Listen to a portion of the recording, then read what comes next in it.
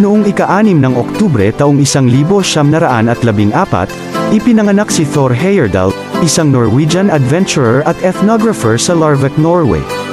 Nakilala siya sa kanyang ekspedisyon sa Kon-Tiki noong 1947, kung saan naglayag siya ng 8,000 kilometro sa karagatang Pasipiko sa isang hand-built raft mula sa Timog Amerika hanggang sa Tuamotu Islands, at sa ekspedisyon ng Ratu noong 1970, nang siya ay naglayag mula sa kanlurang baybayin ng Africa hanggang Barbados sa isang papyrus reed boat.